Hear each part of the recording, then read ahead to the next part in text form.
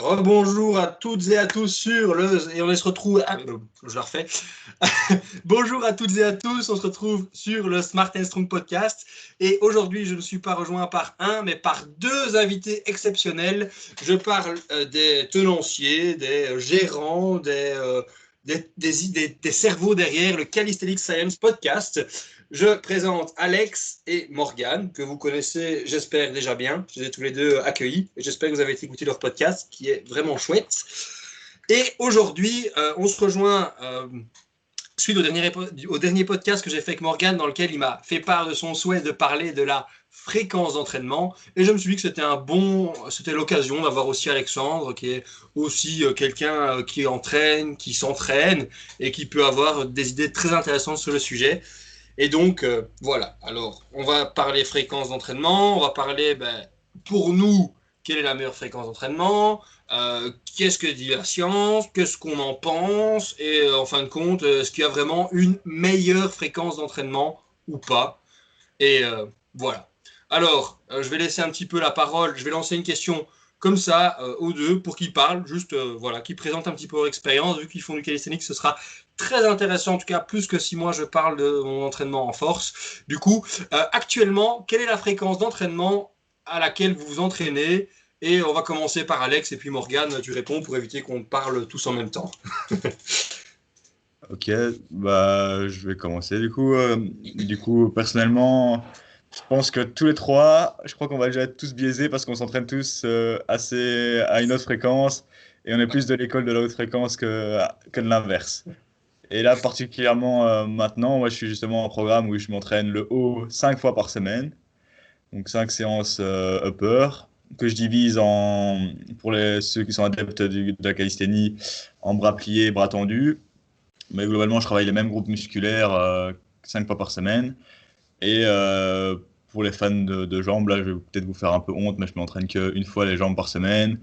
Enfin, en force, on va dire, je squat et deadlift une fois semaine. Et le reste, je me remets quand même pas mal à la course à pied. Et je fais un peu de parcours, des petits sauts, parfois des sprints. Je dirais 2 fois semaine à côté, quoi. Et si il y a beaucoup de temps, j'en profitais pour faire 2, 3 petits trucs comme ça. Et donc, sinon, sur les séances haut, je suis un peu plus. Je fais pas du full body ou je fais pas du split où je me détruis des muscles non plus. Je travaille je travaille le même mouvement à base de 10 séries maximum sur le même groupe musculaire par séance. Ce qui peut paraître beaucoup, mais il y a beaucoup de mouvements assez techniques et c'est plus un cycle d'intensification pour l'instant. Et du coup, tu as combien d'entraînements semaine au total? Il y a combien de jours d'entraînement? Donc, je dirais. On va dire que si je calcule les entraînements de force, je suis à 6 entraînements semaine de force, dont les jambes. Et si je rajoute les entraînements Avant, je rajoutais beaucoup d'équilibre, mais ces derniers temps, je suis un peu blessé au poignet, donc je ne les fais plus. Mais en général, je fais 2 à 3 entraînements équilibre par cours à côté, quoi. Donc on va dire un peu plus. Ça a coupé. Vous, tu sais juste me dire en gros ce que tu viens de répéter, que tu viens de dire, Ouais, désolé. j'ai peut-être des problèmes de connexion ici. Donc je disais que j'avais 6 entraînements de force et 2 à 3 entraînements équilibre par cours à côté. Ok. Et tu mets ça sur combien? 6, 7, 8 jours 7 jours. 7. J'ai déjà fonctionné sur 4 jours, mais je préfère par facilité de m'entraîner dans la semaine. C'est quand même plus simple. Ok. À toi, Morgane. Alors, en ce moment, j'entraîne chaque groupe musculaire et ou chaque mouvement, parce que dans la force, c'est assez similaire, 3 fois par semaine. Donc en ce moment, je fais du front lever et des handstand push-up, les pompes en équilibre, 3 fois par semaine par mouvement. Je fais du handstand, donc des équilibres 5 à 6 fois par semaine, de la souplesse 3-4 fois par semaine. Et en ce moment, je fais plus du tout les jambes. Au début du confinement, j'avais fait pas mal de pistol squat. Mais là, ça m'a saoulé. Je veux juste attendre qu'en France, les salles réouvrent pour faire un peu de back squat et avoir un bon setup pour le GHR, donc Glute Raise. Mais là, je fais juste de la mobilité bas du corps et de la compression. Donc, je travaille mes plissures sur les hanches pour ma compression, pour ma handstand, mais sinon, pas de travail vraiment sur les quadriceps et les ischios. Youp. Ah, Morgane, Ah, on ça a... a sauté, non? Ok. Ouais, mais on t'entend encore. On t'entend encore. C'est juste la vidéo qui a sauté. Ouais, donc ouais, je fais plus les jambes en ce moment, je vous le dis, parce que c'est un assez gros point fort en plus chez moi, donc je maintiens avec quasi pas d'entraînement mon volume des jambes et je vais facilement récupérer ma force quand je vais revenir au squat. Et niveau jour d'entraînement, j'ai en fait, voilà, en fait je vais reprendre parce que j'avais dit 3 fois par mouvement, mais 3 fois par groupe musculaire. En vrai, c'est plus 4 fois par groupe musculaire, mais 3 fois par mouvement. Parce que j'ai 3 séances qui sont sur les skills et 1 à 2 séances qui sont sur des basics, en fait. Où est-ce que je fais des basics haut du corps. Donc, en fait, ça fait 4 fois par groupe musculaire par semaine au final. J'avais oublié ça. Et du coup, ça me fait 4 à 5 séances par semaine, dont 3 séances de skills. Ouais, Tu c'est vrai rajoutes tes que séances de souplesse, j'imagine, en plus, ou alors elles sont vraiment parties de la même séance? Non, c'est plutôt le handstand et souplesse le matin et force l'après-midi. Ouais, du coup, tu fais 2 séances par jour, 4 jours semaine. Ouais, c'est ça, ouais. Ok, du C'est coup, ça, mais vu, on est à vu peu que handstand, j'en fais 5 jours. Il y a des jours j'ai que handstand et il y a des jours j'ai handstand plus force. Ouais, Et du coup, un jour j'ai rien du tout. ouais, du coup, t'es à quoi? 8, 9 entraînements par semaine au total? Ouais, c'est ça à peu près, ouais. Voilà, du coup, on se rend bien compte qu'autant pour l'un que pour l'autre, c'est de la haute fréquence. Par rapport à ce que disait Alexandre aussi, c'est vrai que moi, moi, je regarde pas vraiment par rapport au groupe musculaire, moi, c'est par rapport au mouvement. Pour le moment, je squatte 4 fois semaine, je bench 5 fois, je deadlift 3 fois. Du coup, c'est une assez grosse fréquence aussi. Du coup, comme le disait Alexandre, on va vraiment avoir plutôt un billet orienté grosse fréquence, gros volume. Et donc, voilà. C'est vrai que vous, en calisthenics, c'est assez particulier parce qu'il y a beaucoup d'aspects techniques. Et voilà, expliquez un petit peu pourquoi vous privilégiez plutôt l'approche plus de fréquence par rapport à une approche moins de fréquence. De manière empirique par rapport à votre pratique. Euh, je dirais tout simplement par la complexité des mouvements. Donc, il y a beaucoup plus de facteurs qui rentrent en compte. Il y a un peu plus d'équilibre, beaucoup de placements par rapport à l'omoplate. Pour l'acquisition, apprendre un mouvement, ça demande beaucoup, en général, ça demande beaucoup plus d'heures de pratique. Tandis que pour le maintenir, vers la fin, on a beaucoup moins besoin de ça. Donc, quand on est en phase d'apprentissage, en général, on va vraiment privilégier cette augmentation de la fréquence. Je pense aussi qu'il y a des techniques, des skills, des éléments qu'on distingue plus comme de la force ou comme des skills. Et quand c'est un skill, il y a intérêt à avoir beaucoup plus de fréquence. Mais je pense que même les mouvements de force, style planche, front lever, ont quand même une certaine composante technique, malgré qu'on les classifie clairement comme de la force. Et c'est en partie pour ça qu'on dit qu'on a besoin de pas mal de fréquences. Surtout que dans le travail de ces mouvements-là, on peut travailler pas mal de parties de mouvements différentes. Donc c'est pas que des répétitions concentriques simples. Parfois, il y a des amplitudes différentes. On peut travailler que la phase des premiers 45 degrés ou que la phase d'une autre amplitude. On peut les travailler à base de bras pliés, à base de bras tendus. C'est ce qui permet vraiment de soit de tout condenser dans une séance, mais d'avoir un travail de moins grande qualité, ou alors de les diviser pour augmenter la qualité de travail sur ces différents plans, ce que je trouve plus optimal avec l'expérience. Euh, de nouveau aussi, si on prend l'extrême, là, c'est vrai que je disais que je m'entraînais 5 fois semaine, mais pour l'instant, j'ai réappliqué une méthode qui s'appelle le grise de groove. Donc, c'est faire plusieurs séries dans sa journée sur un même mouvement. Et ça, c'est vraiment le cas extrême de la fréquence, c'est de s'entraîner toutes les heures de la semaine quasiment. Bah, tu fais qu'une série, quoi, mais voilà. Euh, et de plus, bah, pour l'équilibre, là, je voulais pas, on parlait un peu de ça. Pour la handstand, vraiment empiriquement, tu te sens beaucoup plus avancé en les faisant tous les jours. Enfin, vraiment, si tu fais des périodes où tu les bosses une fois un peu à 2, 3 fois semaine et que tu passes à tous les jours des séances d'1 heure, ben, tu vas booster tes progrès, mais vraiment pas pour rire, quoi. Donc ça, c'est plus empiriquement. Donc voilà. Vas-y, Morgane. Ouais, alors globalement, plus un mouvement va être compliqué, plus un mouvement va être technique, plus ça va être un skill, on va dire, plus ça va bénéficier d'une haute fréquence d'entraînement. parce que l'apprentissage moteur va être plus important et que dans l'apprentissage moteur, il y a certainement une composante de nombre d'expositions, plus que uniquement la quantité, donc le volume de pratique. Le nombre de fois est-ce qu'on expose le corps à un mouvement, c'est assez important du point de vue apprentissage moteur. Et également, les mouvements les plus techniques sont aussi des mouvements qui peuvent voir leur exécution se détériorer le plus avec la fatigue. Si on prend le muscle-up, par exemple, donc c'est un mouvement assez technique en calisthénie, avec l'arrivée de la fatigue, vous n'allez plus pouvoir être suffisamment explosif et vous allez devoir compenser avec plus ou moins de triche. Voilà. Vous allez monter vos jambes, vous allez monter vos genoux, vous allez passer un bras puis l'autre. Et tout ça, c'est pas ce qu'on veut, parce qu'on va prendre des mauvaises habitudes où on va se blesser. Donc, l'élément le plus skill en calisthenics, c'est le handstand. Et le handstand, il faut vraiment être très frais physiquement et mentalement pour en faire avec de la qualité. Et pour ce faire, on préfère avoir une plus haute fréquence d'entraînement. Donc, je pense qu'il y a les deux choses, il y a les deux facteurs qui jouent. À la fois, l'apprentissage moteur dépend beaucoup du nombre d'expositions par semaine, donc de la fréquence. Et également, les mouvements les plus skillés, on va dire, sont ceux qui craignent aussi le plus la fatigue et qui bénéficient du coup d'avoir de nombreuses expositions, mais assez courtes. Donc peu de volume par séance, donc une plus haute fréquence d'entraînement. Après, je rebondis sur ce que tu dis par rapport au fait qu'ils induisent beaucoup de fatigue. Ben, ça dépend un petit peu parce qu'en général, des mouvements qui sont très techniques vont requérir un petit peu moins de force ou d'autres qualités. Et donc, c'est vrai qu'au début, en fait, ils vont nécessiter énormément de fatigue. Enfin, ils vont entraîner beaucoup de fatigue parce qu'en fait, ça a beaucoup de concentration. On doit changer des habitudes, réapprendre, créer de nouvelles connexions neurales. C'est pour ça qu'au début, ça va entraîner beaucoup de fatigue. Le cerveau va beaucoup fonctionner, demander beaucoup de glucose.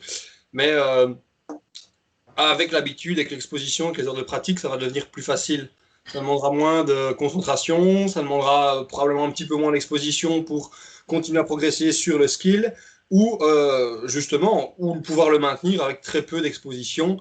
Je pense vraiment à l'haltérophilie parce qu'au départ, c'est un truc, en fin de compte, c'est parce que c'est un peu mon background.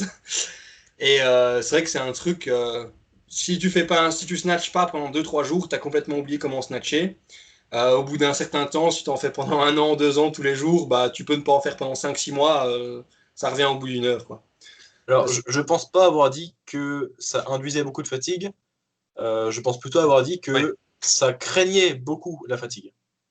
Ah, ok, j'ai compris, créer. Tu vois, excuse-moi, mais à coup le pas. Je dirais ça induit, comme tu as dit, avec l'apprentissage, peut induire de la fatigue aussi. Et chez les débutants, on est beaucoup moins efficient. Donc, par exemple, un handstand, ça peut être très fatigant pour les épaules parce qu'on aura les épaules en avant. Et donc, on va travailler beaucoup plus ce delta, les extenseurs, les fléchisseurs des mains. Donc, là, c'est un snatch aussi. Je suppose que quand tu es vraiment débutant, tu vas faire une séance et ça va même limite te flinguer musculairement ou tes articulations parce que tu vas faire un peu n'importe quoi. C'est ça, et c'est vrai qu'à ce niveau-là aussi, ça augmente drastiquement la fatigue. Et alors, un truc que je vois souvent, c'est que souvent les gens, quand ils viennent pour apprendre quelque chose, que ce soit du tennis, du football, de l'athlétisme, typiquement, si une séance de sport est prévue 2 heures, dès qu'ils vont arriver en initiation, on va leur faire les 2 heures. Tu vois ? Et du coup, ils vont devoir apprendre cet apprentissage technique, le faire pendant 2 heures. Et en fait, du coup, ils vont peut-être même pas être capables de bouger pendant une semaine. Ils vont revenir la semaine suivante. Tout ce qu'on leur a appris n'aura presque servi à rien parce que justement, il n'y a pas ce principe de répétition.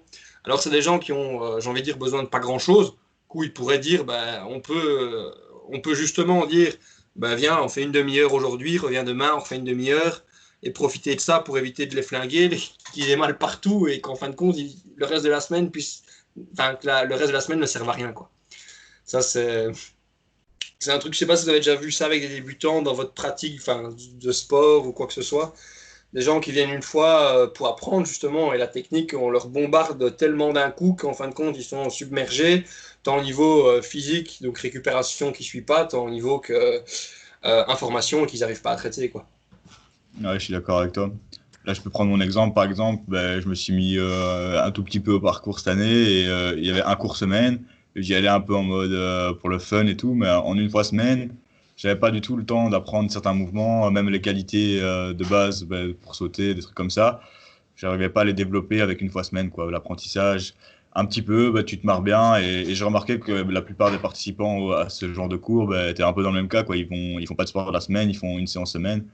Moi, c'est un peu comme si je faisais pas de sport parce que je me concentre à fond sur autre chose, tandis que du coup, j'avais pas le temps de récupérer et de faire assez de séances. Tandis que maintenant, pendant le confinement, vu que je fais une fois ou deux, enfin, vu que je fais 2 à 3 séances semaine de petits sauts, des trucs comme ça, je sens que ma qualité s'améliore et même là, techniquement, ça va beaucoup mieux. Donc là, il n'y a pas photo.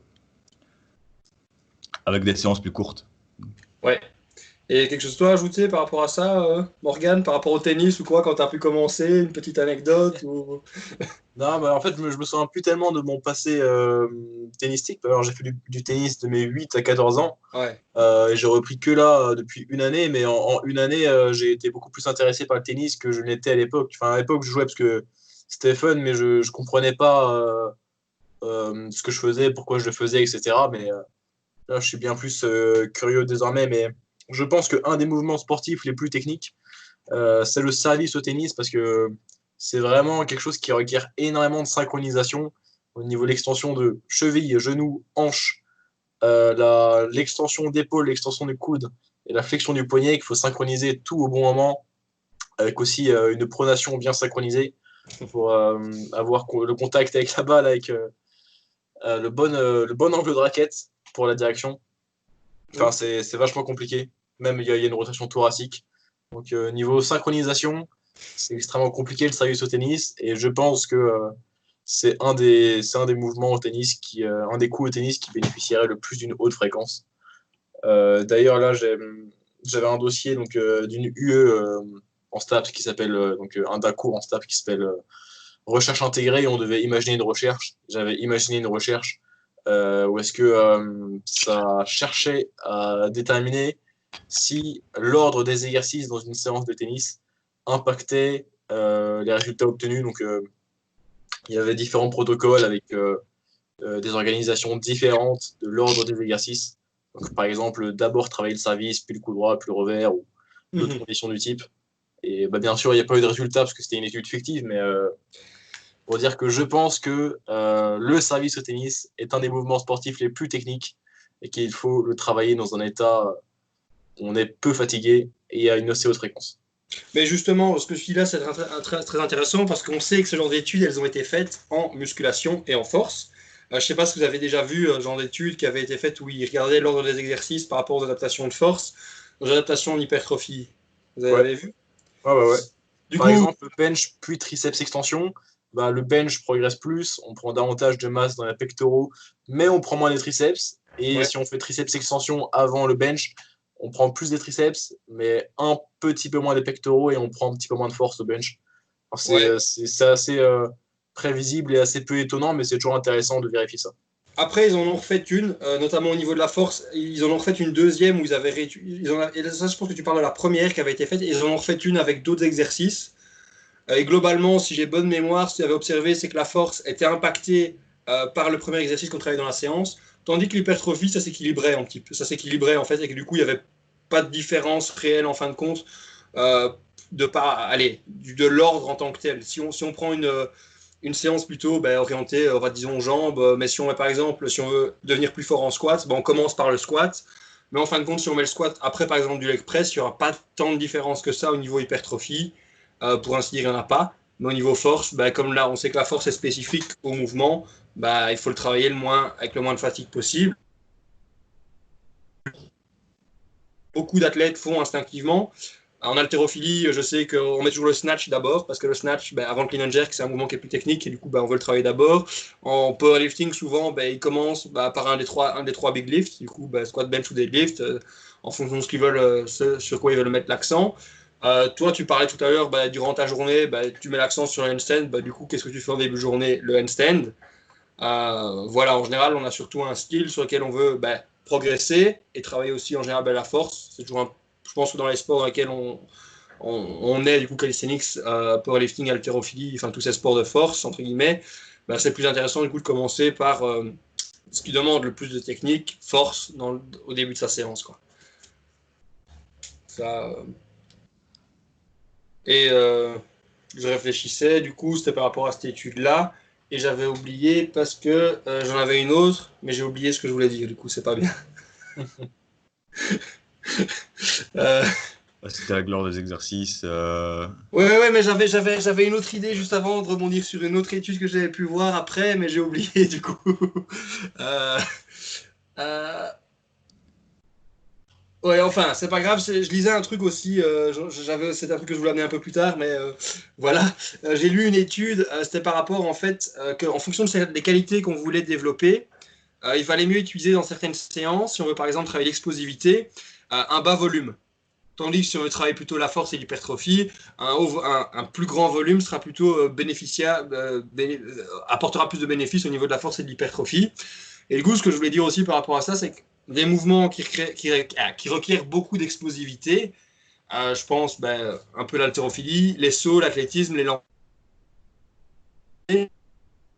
à volume, parce qu'en fait, la fatigue va réduire les qualités de vitesse, ça on le sait. Et du coup, si on a moins de volume d'entraînement, on peut aussi amener beaucoup plus de fréquence vis-à-vis de ces mouvements-là.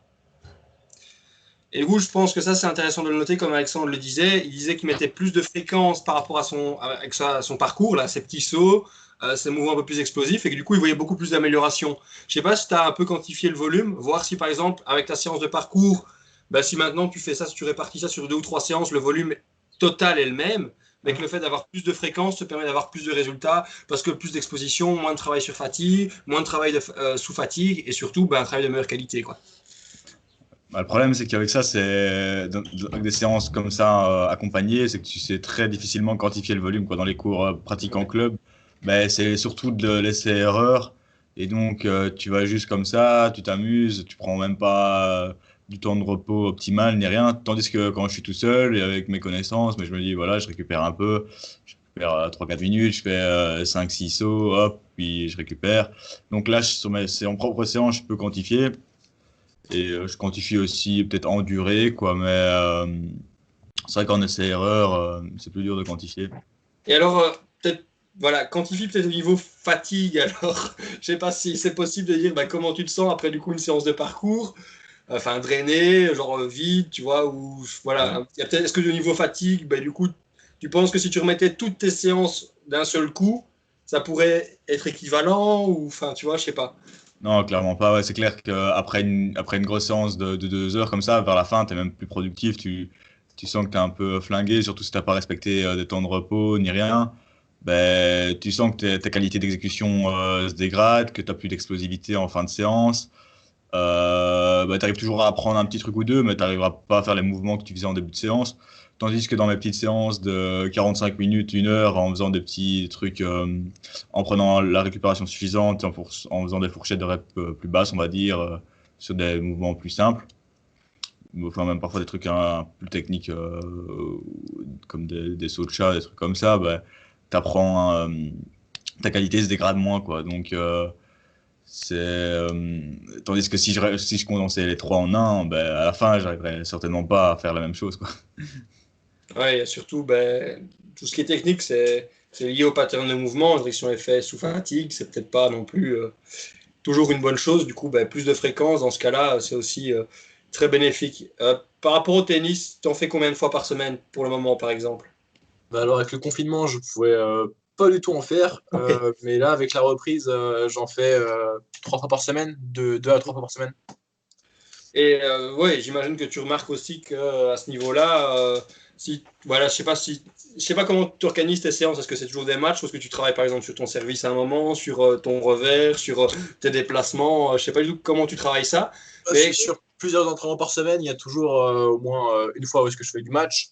Et même souvent dans un entraînement, il y a toujours des points joués à la fin, mais il y a une séquence plutôt sur le service, une séquence avec une situation plutôt coup droit ou des choses comme ça. ouais, la même chose, hein, j'imagine qu'Alexandre, c'est que tu remarques si on espace plutôt qu'il y a plus d'exposition, tout de suite c'est plus pratique et ça évite qu'on fasse trop en une séance et qu'on soit dégoûté, cassé, non? Ouais, et avec une faible fréquence d'entraînement, si je l'utilise qu'une seule fois par semaine, et sur la séance suivante, donc quand j'ai pas fait de tennis depuis 7 jours et que ce Mhm. jour-ci je vais en refaire, il me faut plus de temps d'échauffement pour retrouver les sensations que j'avais à la séance passée. C'est comme ce que je disais, quand tu mets du temps à retrouver ton exécution sur un mouvement d'haltéro, il faut un peu de temps pour retrouver le bon feeling qui va avec. C'est clair. Du coup, maintenant qu'on a un petit peu parlé de manière empirique, je veux dire, voilà, on n'a pas donné non plus de grosses explications sur les trucs, mais voilà, on va parler maintenant la chose qui va peut-être faire un petit peu débat. Enfin, je pense qu'entre nous, non, mais par rapport à d'autres gens, c'est est-ce que pour vous, il existe une fréquence d'entraînement optimale ou la meilleure qui soit? Voilà, juste la question comme ça. Ça dépend de la qualité physique que tu travailles, quoi. Donc, ok, ici, puisqu'on est sur le Smart and Strong podcast, on va parler du strong. Voilà, on veut devenir fort. Du coup, ça peut être impacté du coup, par la qualité aussi de force-vitesse, par la force brute et par l'hypertrophie. Du coup, un peu le spectre de la force qui vous concerne aussi, en fin de compte, en calisthenics. Mais voilà, imaginons qu'on veuille travailler la force. Pour toi, quelle est la fréquence optimale? je dirais, elle varie en fonction de chacun. Maintenant, je dirais, personnellement, je trouve qu'il y a une minimale. Après, il y a aussi une maximale tant que tu récupères et que tu dépasses pas un certain volume, quoi. Donc, c'est toute une question, je dirais, de volume et par rapport à une intensité que tu mets, quoi. Donc, je trouve que pour la plupart des mouvements de force qu'on utilise que ce soit en power ou même nous, je trouve qu'on bénéficie au moins de 2 fois par semaine pour garder une certaine fraîcheur. Et parfois, c'est même mieux de le travailler 2 fois que trop, parce que souvent, on en fait un petit peu trop. Donc, ça dépend, c'est un peu certains les mouvements, quoi. Puis, il y a toujours un peu les récupérations qui sont connues pour certains groupes musculaires. Donc parfois, ça va de 2 à 5 jours en fonction de la taille du groupe musculaire, du muscle engagé, et des trucs comme ça. Mais c'est vrai que nous, quand on travaille certains nos mouvements, en général, il y a beaucoup de muscles qui sont engagés dans ce mouvement. Donc c'est un peu plus dur à quantifier, quoi. On ne fait pas les splits spécifiques au bodybuilding non plus. Donc, même si parfois on fait des phases d'hypertrophie, mais je sais que toi et que nous, en général, on privilégie quand même plus une approche full body, je dirais, enfin, ou au bas. Donc, ça dépend. Ça dépend. Morgane, est-ce que tu as une réponse sur le sujet? 12. 12, parfait. Je suis d'accord avec Alexandre. Au moins 2 fois par semaine pour la majorité des mouvements de force. C'est un minimum quand même pour pouvoir avoir suffisamment d'exposition et pour pas se retrouver avec une séance en faisant 12 séries de squats par exemple. 2, c'est un bon point de départ. Après, je pense pas qu'il y ait un maximum. Je pense qu'entre 2 et 5, on est quand même vachement bien, mais je pense que il n'existe pas vraiment un maximum parce que ce qui va faire qu'on va avoir des difficultés à récupérer, c'est beaucoup plus le volume que la fréquence. Parce que ça me fait bien rire quand on voit les graphiques du SRA, Stress Response Adaptation, je crois, ou c'est quelque chose comme ça. Stress Recovery Adaptation. Ah, voilà. Stress Recovery Adaptation qui nous dit X heures après l'entraînement, c'est cette récupération qui est en place. X heures ensuite, c'est la récupération de ce système. Dans cette période de X heures ensuite, c'est ce système qui est en surcompensation, etc.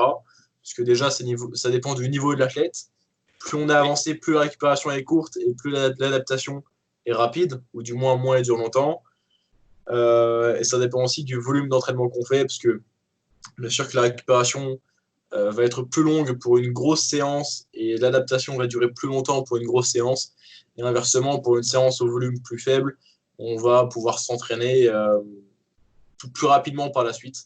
Donc, plus on augmente notre fréquence, moins on aura de volume par séance, et du coup, plus cette haute fréquence va être tolérable. Parce que lorsqu'il y a des gens qui me disent, par exemple, des plancheurs qui s'entraînent 2 fois par semaine et qui mangent 20 séries de planches par entraînement, quand je leur dis qu'ils bénéficieraient d'aller à 3 ou 4 fois par semaine, ils me disent « Ah ouais, mais là, après ma séance, il me faut 2-3 jours de récupération avant de pouvoir en faire une autre. » Donc, en fait, s'ils augmentaient leur fréquence, ils n'auraient pas des séances de 20 séries, ils auraient des séances de 10 ou 12 séries.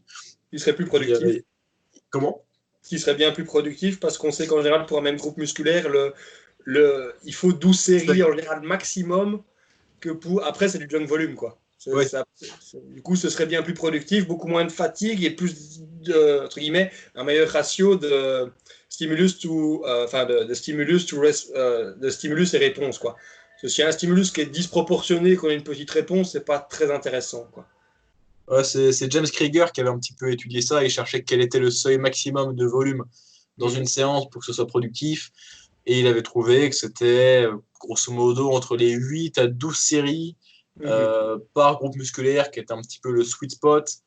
Donc, bien sûr, ça dépend de la proximité à l'échec, parce que si vous avez plus de reps en stock, vous allez pouvoir faire plus de séries et qu'elles soient quand même correctement productives. Mais en fait, au-dessus de, disons, 10 à 12 séries par groupe musculaire par séance, on va créer excessivement trop de fatigue, trop de dommages musculaires.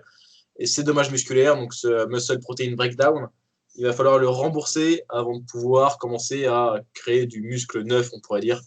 Donc ça ne va pas créer beaucoup plus de stimulation, mais ça va créer de façon exponentielle beaucoup plus de fatigue. Donc c'est pour ça que c'est à peu près là ce seuil des 10 à 12 séries par groupe musculaire par séance. C'est le seuil un petit peu de productivité. Ouais. Et moi, ça c'est vraiment, par rapport à ça, je vais juste parler de mon expérience. Parce que je suis je viens de la course à pied. Du coup, c'est course à pied en endurance, a priori tu peux courir tous les jours puisque on a une très bonne récupération au niveau des capacités aérobies. En 24 heures en général, on peut recouvrir tout ça. Parfois plus en fonction si on a voulu travailler un peu plus sur du lactique, sur la vitesse ou quoi, mais globalement en course en endurance, on peut s'entraîner tous les jours. Du coup, c'est déjà un truc qui est très privilégié dans ces sports-là. Beaucoup de fréquences. Et bon, moi quand j'ai commencé les sports de résistance, c'était une fois semaine. J'ai commencé avec le CrossFit. Puis au bout d'un moment, quand je me suis rendu compte que je pouvais faire beaucoup plus, tu vois, que je récupérais bien, que ça avait plus d'intérêt, j'ai fait 2 séances. Puis quand j'ai vu que 2 séances n'étaient plus assez, j'ai commencé à aller en salle, j'ai fait un peu de renforcement à côté. Ainsi, durant ma séance entre guillemets de CrossFit, je pouvais me concentrer beaucoup plus sur la partie CrossFit, avoir ma partie renforcement. Et en fait, je me suis rendu compte au fur et à mesure des années, en devenant de plus en plus expérimenté, j'ai eu beaucoup plus d'intérêt à augmenter la fréquence d'entraînement. Parce que ça veut dire que mes séances, en fait, je pouvais m'entraîner la même durée sur la semaine, mais en splittant sur les différents jours. Et du coup, ça veut dire que j'avais un bien meilleur travail de qualité. Par exemple, souvent, c'est plutôt avec l'haltérophilie que j'ai fait ça, mais ça m'évitait plutôt d'avoir 2 séances, par exemple, 2 séances de 2h30. Je pouvais, par exemple, avoir 2 à 3 séances d'1 heure et puis peut-être 2 à 3 séances de 2 heures. Mais du coup, beaucoup plus d'intérêt pour le travail technique, la fraîcheur. Je pouvais réduire mon nombre de séries par séance et du coup récupérer mieux. Et du coup, en fait, plus tu fais en général de la haute fréquence, plus tu vas améliorer tes capacités de récupération. Et en général, c'est vraiment un cercle vertueux, j'ai envie de dire. Ça qui est plutôt chouette avec une approche plutôt haute fréquence. Et je ne sais pas si vous avez déjà entendu parler du Norwegian Frequency Project. Oui. Non. Alors, j'explique vite à Alexandre, vu que j'ai introduit ça. Du coup, en fait, les Norvégiens, je pense, fin des années 90 ou dans ces eaux-là, ont voulu savoir si pour l'équipe de powerlifting, il valait mieux une fréquence sur les lifts de 3 fois semaine ou de 6 fois semaine. Est-ce que tu as un peu une idée des résultats qui ont pu se ressortir de cela? Je suppose que le groupe de 6 fois semaine a eu plus de résultats, mais à mon avis, ils ont dû bien matcher le volume et des choses comme ça. Voilà. Et du coup, c'est ça, ils matchent le volume. Et du coup, les séances, entre guillemets, sont coupées une séance, les 3 fois semaine, avait 2 fois plus de volume par séance que les 6 fois semaine. Les résultats sont sensiblement équivalents, sauf qu'il y avait un léger avantage pour la force et le gain de masse musculaire pour le 6 fois semaine. Alors on se dit, voilà, c'est une étude qui a été faite il y a quand même quelques années. Du coup, en 2018, ils ont refait une étude.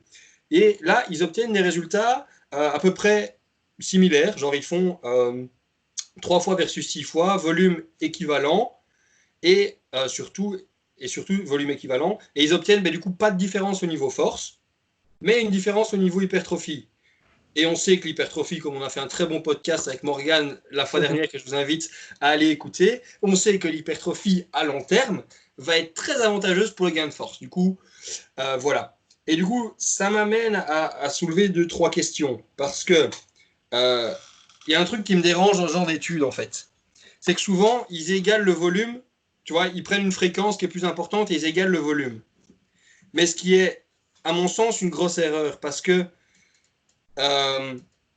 si on augmente la fréquence, on va pouvoir faire plus de volume. Vous êtes d'accord avec moi? On en a discuté avant. Voilà. Et du coup, je pense qu'il y a toujours un peu ce biais de vouloir se dire, ben, on fait pour pouvoir comparer des pommes et des poires.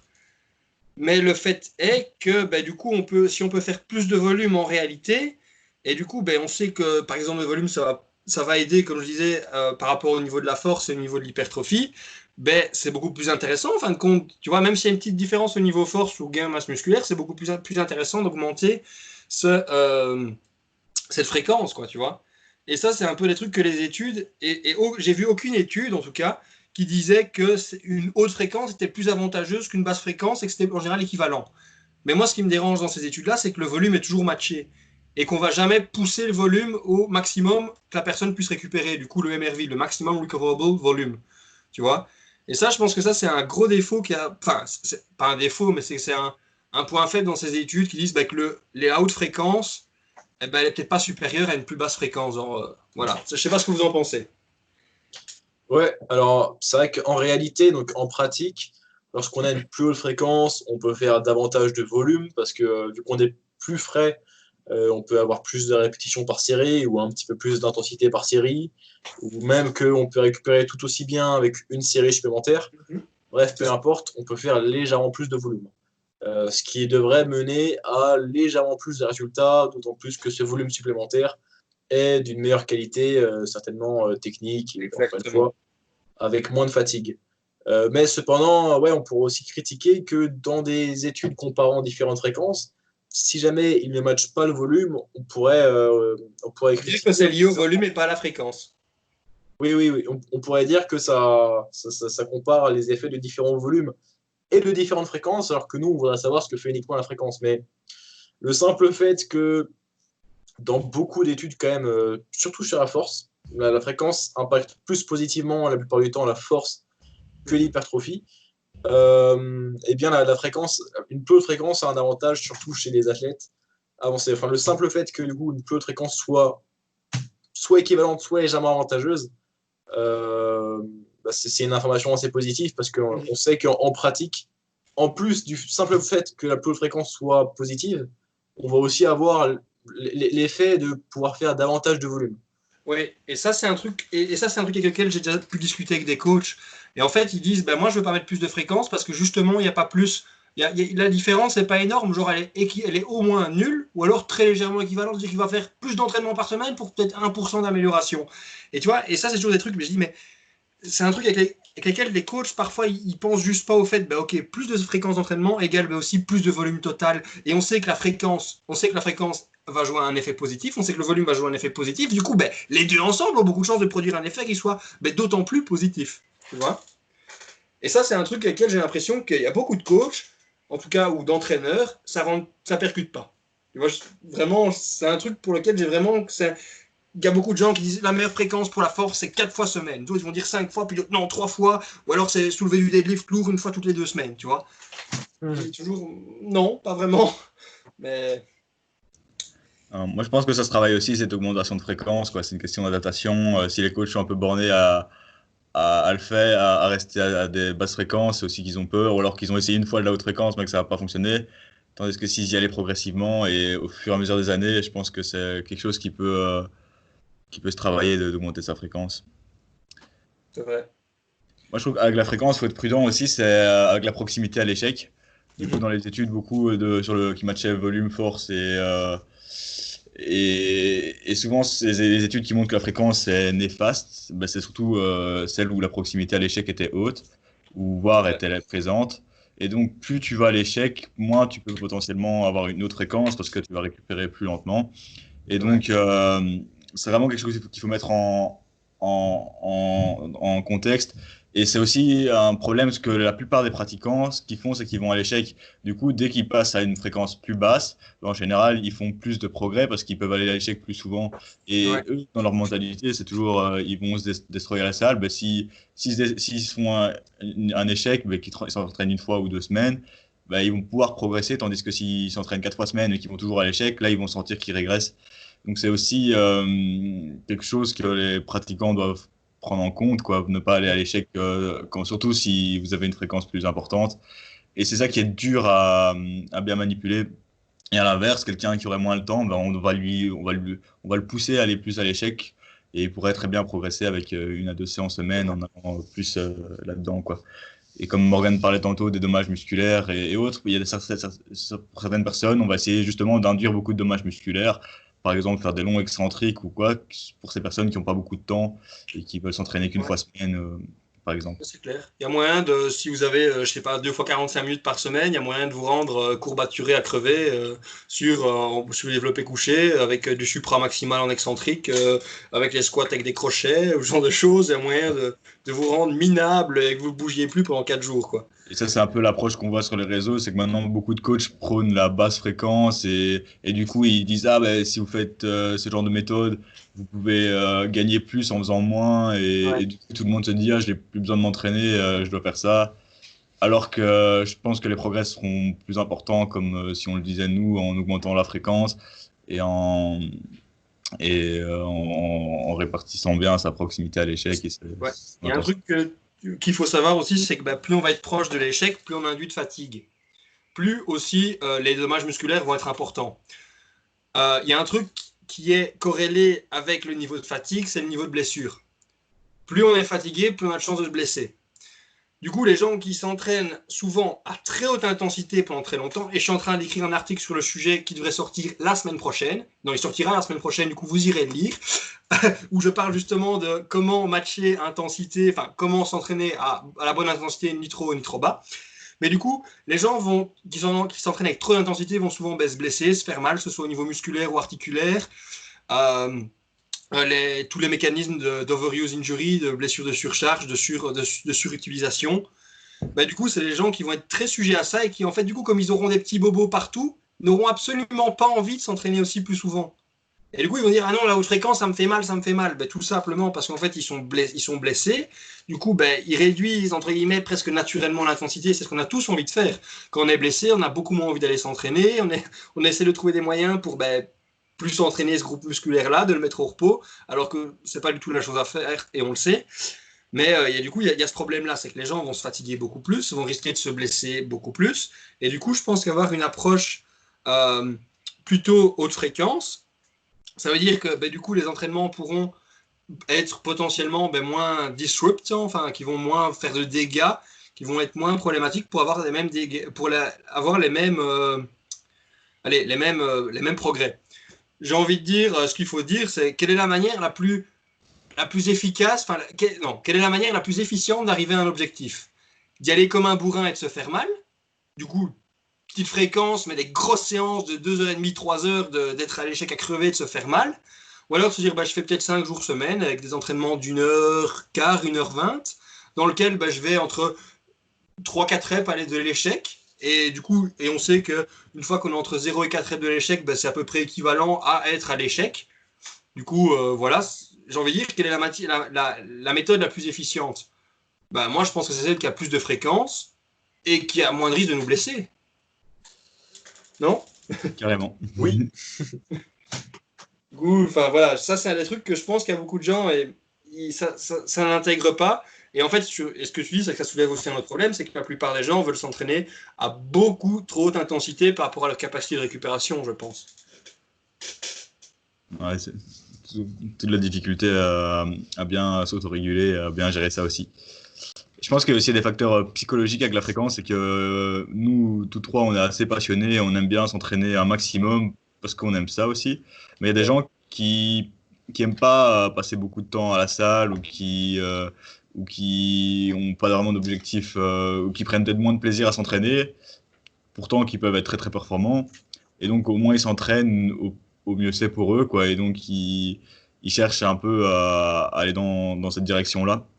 Tandis que nous, à la limite, on est peut-être un peu trop accro à cette fréquence et à vouloir s'entraîner plus et mieux et tout. Et donc, c'est aussi quelque chose d'assez difficile à gérer. C'est vrai.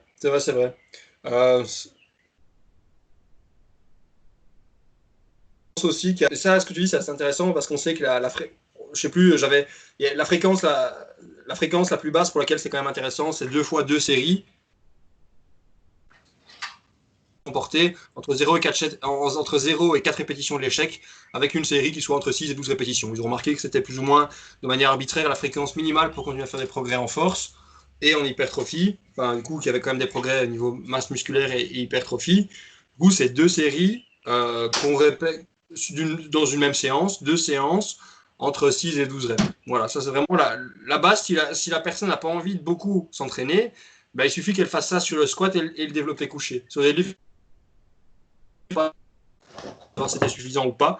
En tout cas, sur le squat et le développé couché, ça suffit. 4 séries par semaine, réparties sur 2 séances pour faire des progrès. Ça, c'est pour ces gens-là qui ont envie de moins de fréquence. Voilà. Après, c'est vrai que si tu n'as pas d'objectif, tu ne sais pas établir de plan. Si tu ne sais pas établir de plan, ben, tu ne sais pas combien de fois tu dois t'entraîner ou combien de fois tu ferais mieux de t'entraîner pour y arriver. Et du coup, ben, tu ne sais pas atteindre cet objectif vu que tu n'en as pas.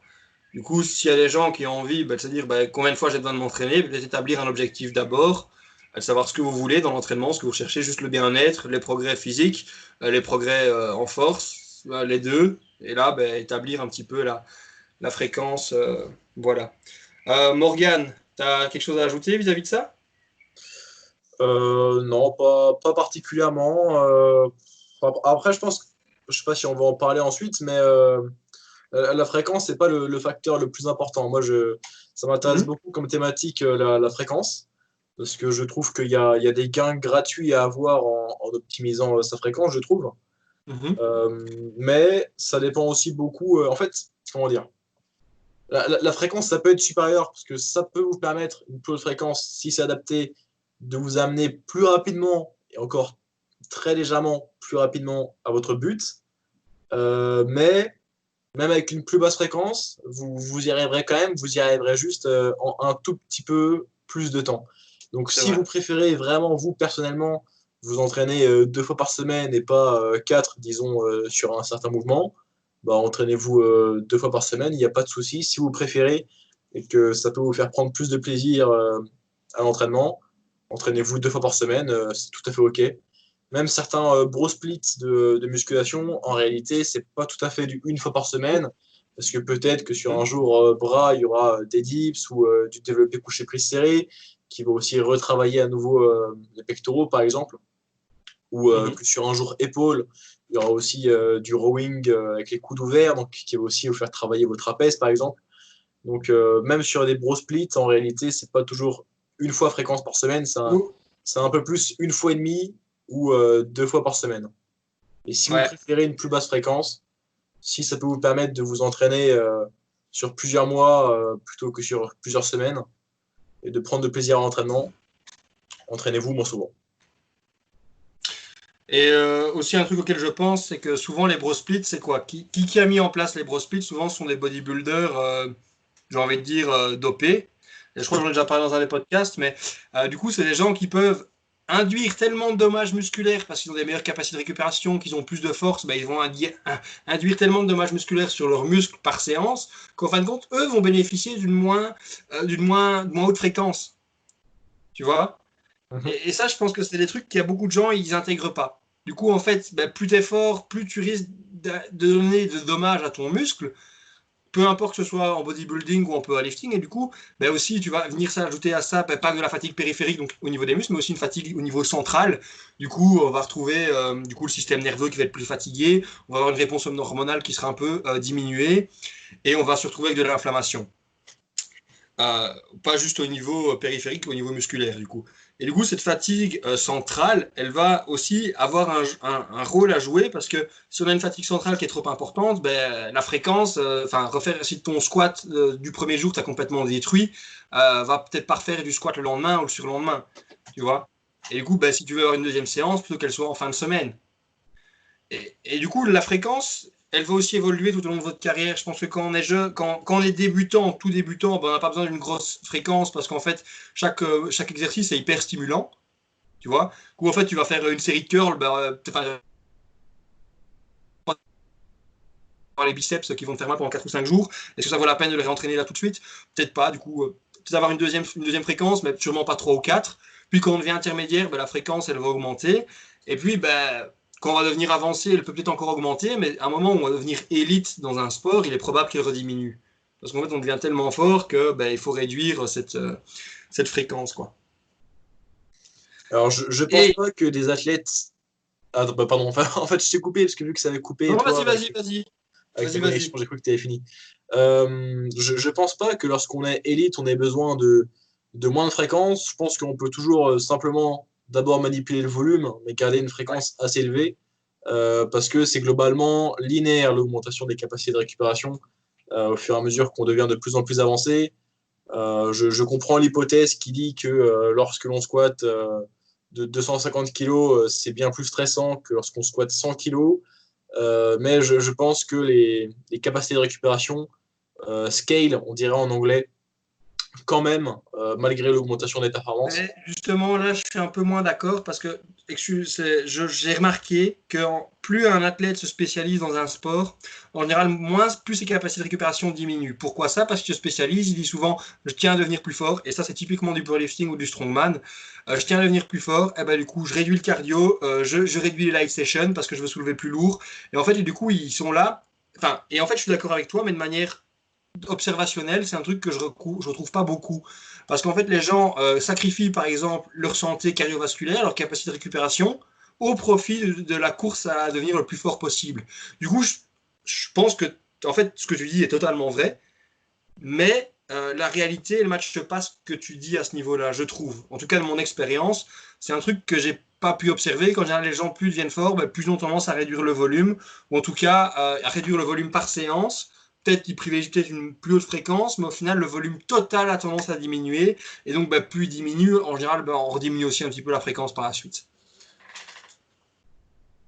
Ouais, et puis plus vous êtes avancé dans votre carrière d'entraînement, plus il y a des chances aussi que vous gardiez des blessures d'usure passées. Ouais. Et peut-être que vous allez devoir, en étant extrêmement avancé, réduire un petit peu votre volume parce qu'au-dessus de X séries par semaine, vous recommencez à avoir des douleurs articulaires peut-être. Donc, si vous réduisez votre volume, vous pouvez vous permettre d'aussi réduire votre fréquence parce que votre fréquence d'entraînement, elle va aussi vachement être fonction de votre volume.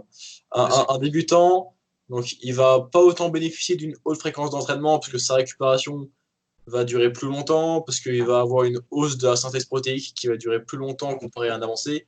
Un débutant, après une séance, il va prendre du muscle pendant 48 à 72 heures, alors qu'un avancé, il va prendre du muscle que sur peut-être 24 heures après sa séance, Ouais. s'il est vraiment sur la fin de sa carrière. Et puis surtout, comme il n'a pas l'habitude, entre guillemets, son corps va pas devenir de plus en plus, va pas offrir de plus en plus de résistance à la progression, tu vois, cette résistance adaptative, elle va être super basse pour un débutant, vu qu'en fait, il a jamais pratiqué ça. Du coup, il pourrait se dire, je fais 2 séries de curl, elles vont être hyper stimulantes, tandis que pour un expérimenté, ce sera pas du tout stimulant. Ouais. Et surtout, ils peuvent se permettre de quasi utiliser pas de poids non plus, en fin de compte, parce qu'ils n'ont jamais fait ça de leur vie. Les très bas poids vont pouvoir stimuler le muscle. Et du coup, moins de poids aussi. Du coup, tu vois, malgré le fait qu'il y ait moins de poids, ce sera quand même fatigant pour eux parce qu'ils n'ont pas l'habitude. Mais je veux dire, du coup, c'est vrai qu'eux, beaucoup moins de fréquence. Je pense que là-dessus, sur les débutants, 2-3 fois semaine au départ, je pense que c'est super, quoi. Ouais. Donc, en fait, quand on est débutant, c'est à la fois que on récupère pendant plus longtemps, donc on a besoin de plus de temps pour récupérer, et aussi qu'on s'adapte pendant plus longtemps. Donc le match des deux fait que ça ne sert à rien de retaper vos biceps un jour ou 2 jours après les avoir fait. Vous pouvez vous permettre d'attendre encore, donc d'avoir une plus basse fréquence d'entraînement. Mais plus vous allez devenir avancé, moins vous allez avoir de courbatures, Ouais. plus vous allez récupérer rapidement, et plus vous allez vous adapter rapidement. La fenêtre pendant laquelle vous allez prendre du muscle va être plus basse. Donc, en fait, si vous êtes avancé et que vous faites un jour des pecs le lundi, vous allez prendre des pecs le lundi soir et le mardi peut-être, mais le mercredi, votre synthèse protéique sera terminée et vous serez en mesure de les taper parce que vous aurez fini de gagner du muscle dessus et vous aurez aussi fini de récupérer dessus. Et du coup, là, qu'est-ce qu'il faut faire a priori? Les réentraîner le plus tôt possible.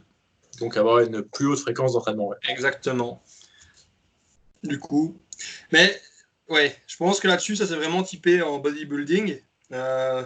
Une fois que c'est en force, c'est un peu parfois différent parce que la récupération musculaire a parfois lieu avant la récupération nerveuse. Bien comme tu dis, ça devient de plus en plus efficace au fur et à mesure qu'on s'entraîne. Et ça, je pense que je suis entièrement d'accord. Le fait que je soulève, par exemple, mon exemple, c'est que par rapport à, j'ai augmenté mon high bar squat, mon 1RM de l'année dernière et à peu près mon 8RM de cette année. Bah, en fait, j'ai même l'impression que je peux squatter avec plus de fréquence maintenant qu'il y a un an.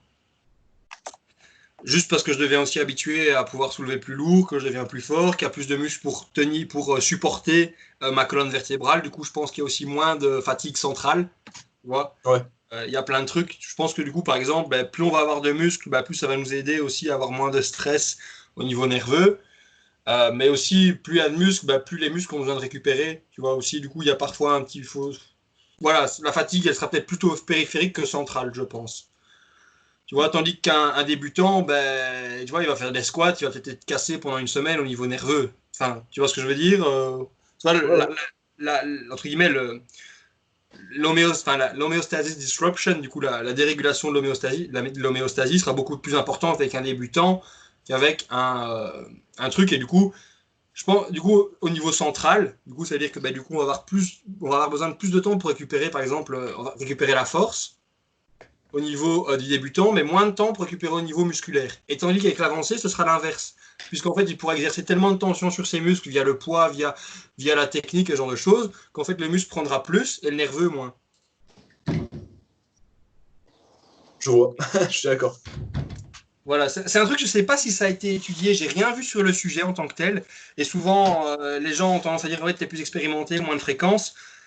Mais je pense que ça pourrait expliquer le pourquoi les gens bénéficient plus en fin de compte, même plus de fréquences par la suite, quoi.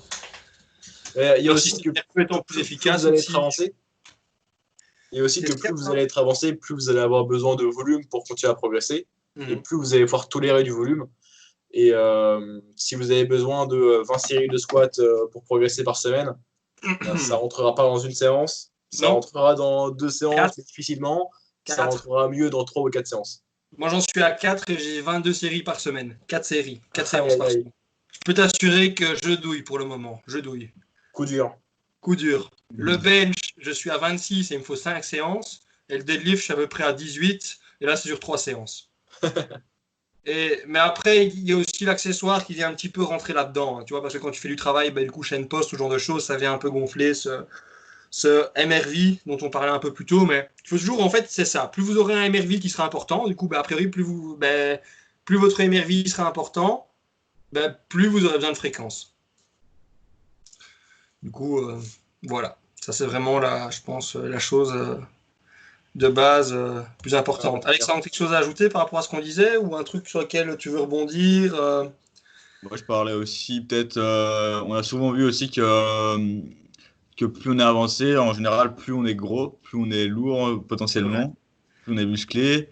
Et donc, on sait que les athlètes plus lourds récupèrent plus lentement. C'était un peu la théorie enfin, Ouais. dans le livre de force qui était. Maintenant, je sais pas si c'est vraiment prouvé. Il y avait des études qui le montraient, je pense, mais c'est vrai que est-ce que les facteurs d'adaptation qu'on parlait plus tôt prennent le dessus? Je pense que oui, mais Je pense pas qu'en fait, pour les plus gros, tu veux savoir où il est le problème. En fait, je pense que c'est pas tant par rapport au poids qui est soulevé, mais comme en général, ils sont plus gros, ils ont plus de body fat. Et on sait que ouais, le body fat, par rapport aux capacités de récupération, ça crée plus d'inflammation. Et du coup, en fait, je pense sur le fait qu'il soit chroniquement obèse ou en surpoids, qui le rend la récupération beaucoup plus difficile. Parce ouais, que si tu veux regarder, les plus légers soulèvent des plus gros pourcentages de leur poids de corps. Du coup, ouais, des je suis trucs qui d'accord. devraient être qui devrait tellement plus rendre la récupération plus difficile, tu vois. Mais non. Du coup, je pense pas que ce soit tant un problème. Je pense que c'est surtout en fait Je le crois que même, ratio que tu vas avoir par même en rapport. body fat, hein, même en body fat, je pense que c'était même un plus lourd, même s'il est très sec, je crois qu'il récupérait quand même plus. Oui, mais je veux dire, mais ça c'est peut-être aussi lié en fait aussi aux parties qui soulèvent aussi des plus gros poids. Ouais, il y a Mais par plus de. exemple, moi je suis plus lourd que la plupart des gens à qui je concours. Il y a des gens qui sont plus gros que moi, mais tu vois, pourtant, je pense pas j'ai des meilleures récupérations que la plupart. Pourquoi? Parce que j'essaie d'avoir un entraînement qui soit relativement intelligent. Je pousse une semaine sur chaque cycle de force. Du coup, c'est déjà intelligent. Et je développe toute ma santé cardiovasculaire. J'essaie de pouvoir faire des séries de 12, des séries de 15, des séries de 20. Genre, mon cycle dernier, j'ai fait des séries de 20 en high bar squat, tu vois. Enfin, horrible. Et je continue, je vais courir. Puis avant, j'ai fait du conditioning. Et je pense que ce qui manque, en fait, c'est que les capacités de récupération, c'est ce que je disais par rapport au fait, c'est que durant, en général, le volume a tendance à diminuer. Mais j'ai l'impression que c'est parce qu'il y a une hyper spécialisation. Et que du coup, en fait, ils ont moins la capacité, tu vois, de régulation du système parasympathique. Du coup, c'est ce qu'on appelle la cardiac parasympathetic reactivation. En fait, c'est un truc qu'on a remarqué que les athlètes qui avaient de meilleures capacités cardiovasculaires, peu importe le sport, récupéraient mieux.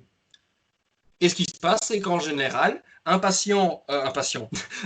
sportif qui est plus léger, prenons par exemple un moins de 74 kg face à un plus de 120 kg, bah, il y a beaucoup de chances que déjà le moins de 74 kg il soit sec, il ne porte pas beaucoup de fat, tandis que l'autre il en porte. On sait qu'avec le body fat qui augmente, le risque d'apnée du sommeil, l'inflammation, les maladies chroniques, tout ça augmente. Mais je veux dire, si tu fais de l'apnée du sommeil, c'est peut-être un petit peu normal que tu récupères peut-être pas aussi bien que le type qui en fait pas, non? En fait, je pense que c'est plutôt lié aux facteurs, je dirais, généraux de la santé, tu vois, plutôt qu'en fin de compte, plutôt que le poids, tu vois. Moi, c'est une impression que j'ai. Ah, moi, je suis d'accord aussi, je pense. Et tu vois, maintenant que je commence à être un peu plus fort, je soulève autant que d'autres gens, tu vois, mais j'ai quand même une plus haute fréquence d'entraînement. Et, enfin, tu vois. Ouais. Moi, j'ai pas. Empiriquement, c'est vrai que je connais pas vraiment de gros lifters comme ça non plus, donc je peux pas vraiment en parler, mais voilà. Bref, moi, c'est parce que c'est un truc que j'observe tout le temps. C'est que la plupart des gens, en tout cas en powerlifting, ils ont tendance à sacrifier leur santé cardiovasculaire. Pourquoi? Pour le bien de la force, pour dire je soulève le plus lourd possible. Le reste, c'est pas spécifique, du coup, je bazarde, tu vois. Et je pense qu'en fin de compte, ça leur fait plus de disservice, puisque comme on le dit, les capacités normalement sont censées, entre guillemets, de récupération s'améliorer, puisque a priori, tu deviens plus efficace sur ta technique, enfin, tu deviens plus fort, du coup, ben, ça devrait pas te demander plus de ressources pour récupérer, en fin de compte, tu vois. Et je pense que là-dessus, la littérature ne peut pas nous aider parce que j'ai jamais rien vu sur le sujet. Je sais pas si Morgane, tu as déjà vu ce genre de choses. Moi, tout ce que je sais, c'est que des meilleures capacités cardiovasculaires aident à une meilleure récupération. Non, j'ai pas de données spécialement sur ça, non. Tu vois, et c'est ça, et ça, je pense que ça serait quelque chose de très intéressant à faire, tu vois. Du coup, il faudrait garder au sein d'une même population de lifters qui ont plus ou moins des performances équivalentes. Eh ben, il faudrait mesurer le taux de body fat et voir si le taux de body fat est lié aux capacités de récupération. Et je suis certain, et je donnerai ma main à couper, que les athlètes avec plus de body fat auront des capacités de récupération amoindries. Ça, parce qu'on sait ce que le gras fait à la vie, parce qu'on sait qu'un taux de graisse abdominale, donc viscérale et tout ça, c'est un facteur de mortalité qui est très important, mais je suis sûr que c'est lié à ça. Il n'y a pas de, je connais pas d'études qui ont encore parlé de ça, et peut-être qu'on pourra la faire un jour à 3 si vous voulez. Hein. Mais je pense que là-dessus, il y a de quoi creuser, et je pense que c'est peut-être pas tant lié au fait, en tant que tel, à la taille de l'athlète, mais plutôt peut-être à son état de santé général. À voir. Oui, même admettons que tu aies des capacités de récupération moins grandes, ben, ta fréquence pourra quand même, tu pourras quand même garder une certaine fréquence, quoi, quitte à faire moins de mouvements sur ta séance. Parfois même, quitte à faire qu'une, voire deux séries de travail, mais tu auras tout l'échauffement qui sera pris dedans et qui va être qualitatif aussi. Ça, c'est bien vrai. Parce que ça veut dire que, et ça, c'est un gros truc, l'échauffement, parce que il y a beaucoup de gens qui skippent l'échauffement, qui prennent pas le temps, qui veulent aller le plus vite à leur série de travail, mais c'est quoi? C'est du travail technique, c'est du volume supplémentaire. Qu'en général, on compte même pas ça dans le volume. Du coup, je trouve que ce que tu dis est vraiment hyper intéressant parce que c'est plus de séances d'échauffement sur la semaine, ben, ça veut dire plus d'occasion de pratiquer un mouvement, donc de devenir techniquement efficace dessus et de faire des progrès. C'est bien vrai. Ça, je pense que j'avais un autre truc. Oui, c'était aussi par rapport à ce que tu disais, une autre idée qui pourrait expliquer que les athlètes plus lourds aient plus de difficultés à récupérer, c'est qu'en général, ils vont être plus grands. Les leviers vont être moins avantageux. Tu vois, du coup, en fait, le muscle, entre guillemets, va peut-être être plus étiré, ce qui va entraîner plus de dommages musculaires. Et du coup, dans ce cas-là, on n'est toujours pas dans le cas d'une fatigue centrale, mais plutôt dans le cas d'une fatigue périphérique. Et du coup, ça pourrait peut-être expliquer pourquoi ils sont moins peut-être prêts après, ils sont peut-être moins dans la capacité de réitérer une séance d'entraînement avec des plus petites récupérations, quoi.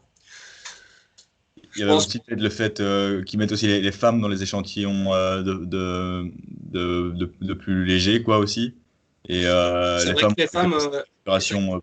plus importante. Et ça, Et c'est que quand les même... femmes bénéficieraient toutes d'une plus haute fréquence d'entraînement. Toutes. Parce qu'elles récupèrent mieux. C'est vrai. Et pourquoi elles récupèrent mieux? Parce qu'elles ont un cœur plus fort.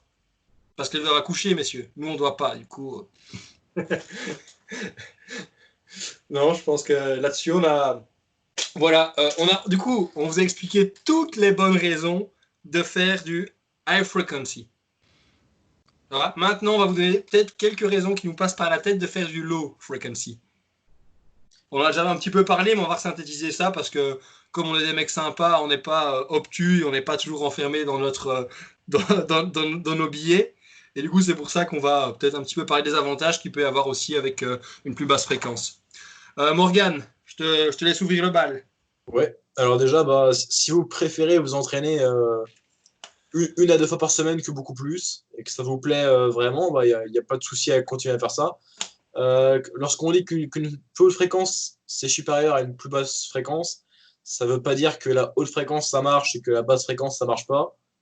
Les deux marchent. Il y en a un qui, dans certains cas, peut marcher légèrement mieux que l'autre.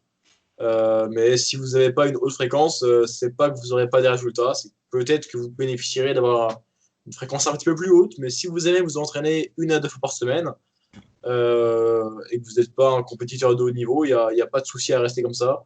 Tant que vous êtes conscient que vous avez peut-être quelques gains marginaux à gratter en augmentant légèrement votre fréquence. Donc ça, premier point. Si vous aimez vous entraîner peu souvent ou entraîner peu souvent un groupe musculaire avec beaucoup de volume par séance, il n'y a pas de souci, il n'y a pas de mal à ça. Attends. Une deuxième raison, c'est si... Dans le deuxième point, on va laisser parler Alexandre. Si vous faites un point, l'autre, Ah, ok, d'accord. chacun, Ouais, ce sera un petit peu ainsi, parce que sinon vous allez peut-être oublier les idées que vous allez pouvoir avoir et ouais. ainsi vous échangez. Allez, Alex.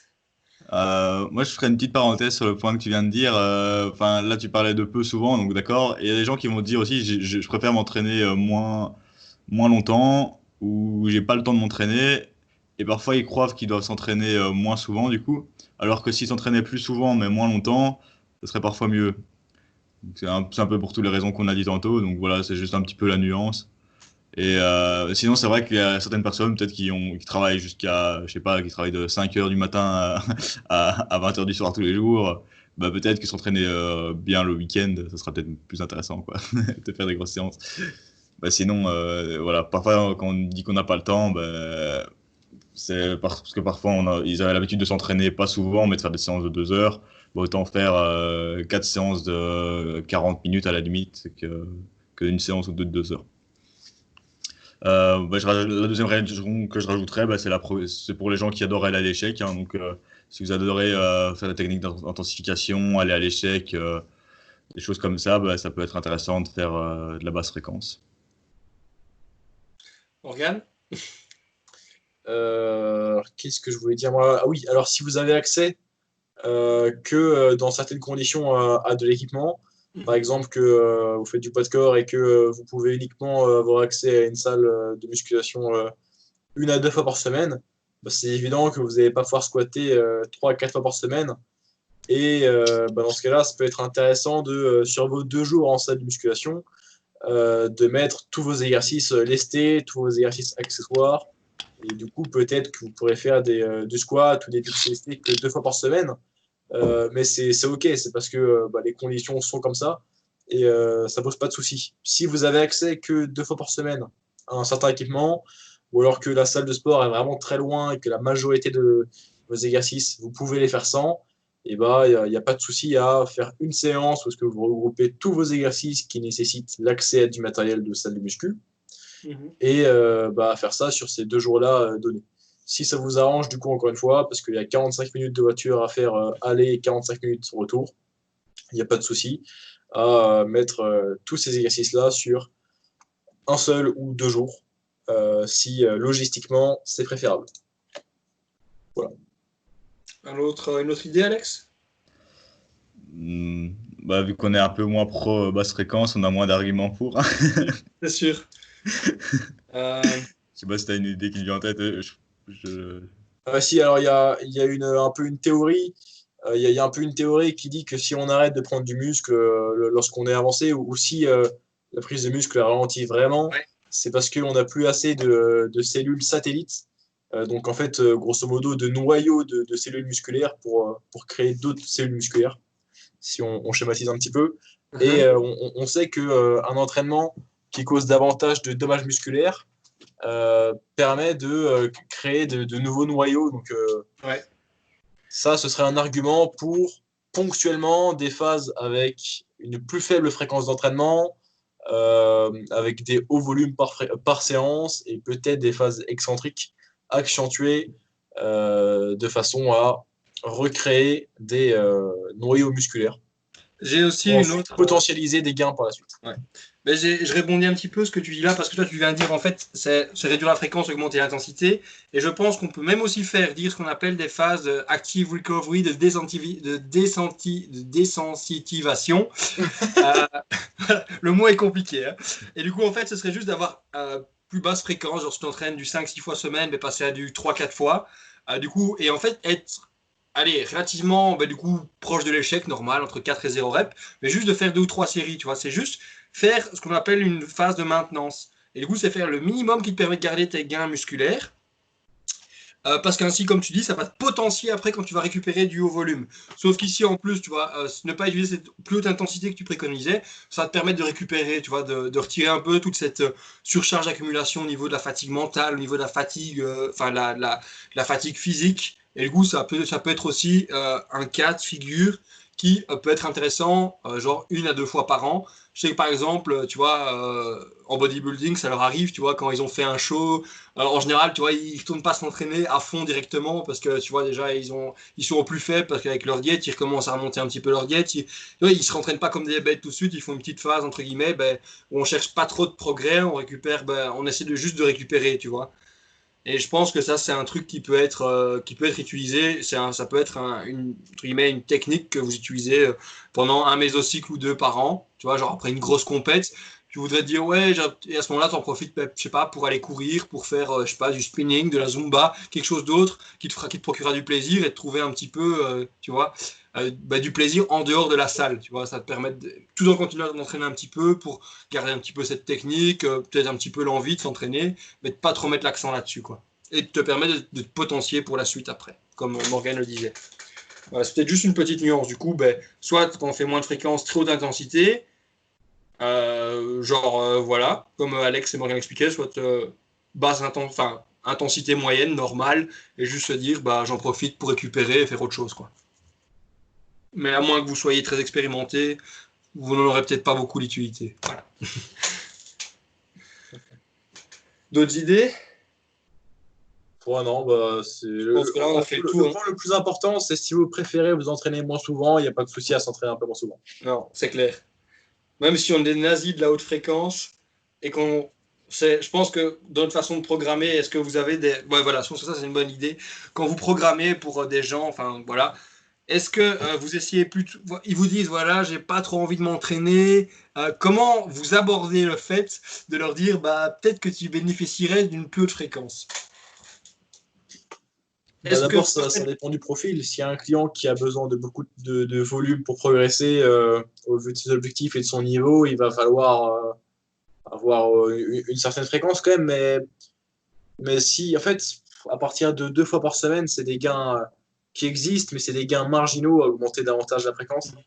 Donc on peut rester d'abord au début sur quelque chose qui lui plaît avec juste 2 fois par semaine. C'est souvent un bon entre-deux entre avoir suffisamment de volume dans une séance, donc un bon pump, une bonne sensation de fatigue locale, ce que les gens aiment bien souvent, et quand même avoir suffisamment de fréquence pour que ça soit correctement réparti, correctement étalé sur la semaine. Et oui, ensuite, on peut parler après plusieurs semaines de ça au client en lui disant que théoriquement et même en pratique, on pourrait le faire davantage progresser avec un peu plus de fréquence. Puis on lui demande si il accepterait, si on peut faire ça quelques semaines pour voir si ça lui plaît, si logistiquement ce serait réaliste. Donc encore une fois, il y a le point de l'accès au matériel, comme ce que je disais Ouais. par rapport à l'accès à une salle de sport. peut-être qu'il n'a pas accès à une salle de sport tous les jours de la semaine. Peut-être que, disons, vous avez un client qui s'entraîne le midi lorsqu'il est au travail, mais lorsque c'est le week-end, il n'a pas accès à la salle de sport du travail. Donc, qu'il ne pourra pas faire certains exercices le week-end. Donc, dans ce cas de figure-là, même si on veut lui donner une plus haute fréquence d'entraînement, on va quand même être limité. Donc, il y a tout ça à prendre en compte. Et toi, Alexandre, comment tu fais en général? Moi, en général, ça se fait assez automatiquement, quoi. Les gens, ils sont assez d'accord avec ils ont toujours, en général, comme Morgan disait, ils ont au moins 2 entraînements par semaine. J'ai jamais eu une personne qui m'a dit, ah non, j'ai envie de m'entraîner qu'une fois par semaine. Ça m'est jamais arrivé, et si c'était le cas, ben, j'aurais essayé de lui faire comprendre, comme tu dis, mais J'ai eu le cas en fait, et j'ai eu une fois le cas, quelqu'un qui m'a dit écoute, j'ai besoin d'un entraînement une fois semaine, alors je veux prendre du haut du corps, mais je veux pas prendre du bas du corps parce que j'ai déjà des très grosses cuisses, alors que le type avait 0 cuisses et encore moins de mollets. Et du coup, c'était ça que je disais, voilà, c'était pour ça que j'ai proposé, je voulais un peu savoir parce que j'ai déjà eu le cas et c'était un vrai casse-tête. J'ai essayé de lui dire que c'était absolument, ses objectifs étaient absolument pas raccord avec ce qu'il me demandait, que c'était tout bonnement impossible de lui proposer quelque chose qui soit, enfin en tout cas, qui soit satisfaisant pour lui et pour moi. Mais du coup, c'est pour ça que je posais justement la question. moi, ici, en général, j'essaie toujours d'imposer directement à la personne. Souvent, 3 séances de full body débutant. Ben, souvent, je reste un peu dans mes cadres. Puis, je vois, en fonction aussi un peu de ce qu'elle aime bien faire, parfois 4. Et souvent, on a affaire à des débutants qui viennent d'un bro split. Et du coup, tu sais qu'ils ont déjà 4 à 5 entraînements eux-mêmes disponibles. Et même cette année-ci, il m'arrivait de réduire la fréquence de quelqu'un. Donc, c'était un crossfitter, ben, il adore s'entraîner blindé. Et il faisait déjà plein de conditioning et tout. Et il me dit, maintenant, j'ai envie de prendre du muscle. Et du coup, je lui dis, OK, qu'est-ce que tu fais à côté? Et il me fait, ouais, je dois faire. Il avait peut-être 3 ou 4 WOD à faire par semaine, mais c'était des trucs assez intenses. Il nageait une fois ou deux, et il faisait pas mal de trucs. D'accord, ben, on va commencer avec 2 entraînements de musculation par semaine et on va voir comment tu réagis, quoi. Et du coup, je lui ai fait 2 entraînements full body, vraiment, mais avec un bon volume, quoi. Et il progressait, mais hyper bien, quoi. Vraiment, musculairement, je le voyais, il se transformait bien, les perfs augmentaient, le programme se passait bien. Il était un peu grillé, et du coup, ça impactait plus ses WOD et autre chose, évidemment. Mais finalement, ça en est bien sorti. Et puis, petit à petit, ben, il prenait de plus en plus d'importance à mettre cet entraînement-là. Et donc, on a augmenté à 3 fois. Et maintenant, on est même sur 4 fois, quoi, un petit upper-lower. Et avec beaucoup de clients, j'ai remarqué que c'était assez progressif aussi. En général, ils n'ont pas beaucoup d'adhésion à la séance. Tu fais 3 séances, 4 séances semaine. Et puis, tu arrives quand même à leur faire quelque chose de plus fréquence, avec plus de fréquence. Ce que tu dis par rapport au crossfitter, c'est un truc que je coach dans une salle de crossfit. C'est vrai qu'il y en a beaucoup qui sont me dire souvent qu'est-ce que je peux faire pour devenir plus fort ou m'améliorer, ou même devenir meilleur en crossfit. Et il faut savoir qu'en général, le crossfit, en fait, tout en crossfit, quoi qu'ils puissent mettre leur pyramide, tout se base sur la force. Parce que durant un Metcon, si tu es plus fort pour soulever le kettlebell de 40 kg, moi, c'est rien du tout un kettlebell de 40 kg. Pourtant, la plupart là-bas, tu vois, ça reste lourd. C'est comme un clean and jerk à 60 kg, pour beaucoup, c'est déjà souvent plus de 60%. Moi, c'est même pas 50, tu vois. Et du coup, j'ai envie de dire, la meilleure chose à faire, souvent, c'est de devenir plus fort. Mais ce truc, c'est comment on fait ça? C'est faire plus d'entraînement, augmenter la fréquence des entraînements de force, qui font a priori, pour la plupart, jamais, tu vois, ou peut-être une fois semaine. Et surtout, c'est diminuer le conditioning, le metabolic conditioning, les metcon. Ça, c'est un truc que les WOD, ils adorent et ils veulent. Parce qu'en fait, c'est comme disait Morgan, ils sentent la fatigue périphérique, ils sentent qu'ils ont transpiré, qu'ils ont eu un pump, ou tu vois, qu'ils sentent vidés. Et donc, très haute intensité. Mais en fin de compte, comme ils font ça de manière chronique, 4, 5, 6 fois par semaine, c'est relativement court. Mais du coup, ça les empêche de progresser sur d'autres filières comme la force ou même parfois la gymnastique, en fin de compte, parce qu'ils sont juste cramés. Et du coup, là, la meilleure chose à faire, c'est quoi? C'est de réduire drastiquement ces metcon. Parce qu'il faut savoir que les adaptations cardiovasculaires, elles prennent beaucoup moins de temps que les adaptations nerveuses comme en force et encore moins de temps que les adaptations au niveau structurel comme l'hypertrophie. Du coup, là-dessus, moi j'ai repris la course il y a 8 semaines. J'ai commencé à courir, j'étais à 5 minutes 20 au kilomètre. Je suis à 4 minutes 40 quoi, en 8 semaines. Ça revient super vite. Je cours une fois semaine. Enfin, voilà, c'est pour dire, hein, mais c'est dire que ça revient très vite. Surtout que si vous avez une bonne base, vous pouvez au moins maintenir et quand il faudra push, vous pushez quoi. Mais en attendant, ça sert à rien de vouloir d'avoir une fréquence, par exemple, énorme sur certaines composantes d'un sport pour en avoir 0, voire une fois semaine sur une autre compétence, tandis que vous pourriez inverser ça et faire beaucoup plus de progrès, quoi. Ça, c'était mon conseil pour les crossfitters. Ouais, bah lui, il avait bien compris. Avec lui, on prend le temps il a bien compris qu'il devait réduire vraiment son conditioning, son metcon, et maintenant, on prend vraiment le temps il met vraiment l'emphase sur ma progrès et il progresse bien en masse musculaire. Vraiment, il est même prêt à prendre beaucoup de muscles, à faire de l'hypertrophie. Ça, c'est rare pour un crossfitter, je pense. Ouais. Et du coup, ça paye, quoi. Il vient plus fort. Mais ce que j'ai envie de dire, c'est qu'il y a quand même beaucoup de gens qui font du crossfit ou du sport, et de plus en plus qui cherchent d'avoir une certaine performance. Parce qu'en fait, ils se rendent compte, du coup, voilà, c'est un peu comme pour tout, quand on fait un boulot maintenant, on essaie de trouver un boulot dans lequel on va être bien, dans lequel on peut être performant. Quand on fait du sport, en général, c'est plutôt la même chose. Les gens recherchent très rarement un sport dans lequel ils sont mauvais et ils n'ont aucune perspective de progression. En général, on est mauvais, on voit qu'on peut progresser, du coup, c'est chouette. Et il y a de plus en plus de gens, c'est pour ça qu'ils font appel à des coachs, qui font appel à des gens. Et je pense que ce qui peut donner beaucoup plus de plus-value, en tout cas, à votre programmation et à vos progrès, ça va être de faire appel à un coach, quelqu'un qui, en tout cas, s'y connaît dans la qualité que vous voulez développer. Voilà, du coup, j'en profite en fait pour faire la pub d'Alexandre, qui coach les crossfitters, qui sait comment faire. Je pourrais faire la même chose. Par exemple, Morgane, vous voulez progresser en calisthénie ou en handstand, faites appel à Morgane. C'est ça l'idée derrière cette petite parenthèse. Du coup, voilà, ça c'est un truc que j'ai remarqué que les gens le font pas souvent. Ils essaient de se débrouiller tout seuls et parfois ça fonctionne, mais c'est un peu au hasard. Du coup, c'est pas inintéressant de faire appel à quelqu'un qui a de meilleures connaissances que vous dans ce milieu, parce que c'est une forme d'intelligence après tout, de se dire voilà, je suis peut-être pas le plus skillé ou celui qui a le plus de connaissances là-dedans, mais faire appel à quelqu'un d'autre, ça peut être une très bonne idée pour m'aider à progresser. Voilà. Et surtout, je pense que vous pourriez prendre l'exemple sur ce qu'Alexandre a implémenté avec son crossfitter. Voilà. Ça, je pense que c'est tip top et il faudrait le faire. Que vous devez tous faire. Mais voilà. Un mot pour la fin, Morgane ? Un petit ajout donc, sur ta question qui était comment est-ce que nous on fait quand un client veut s'entraîner moins souvent alors qu'il bénéficierait de s'entraîner un petit peu plus. Et bien souvent, quand un client nous contacte, c'est quand même pour expérimenter nos méthodes, notre façon de faire.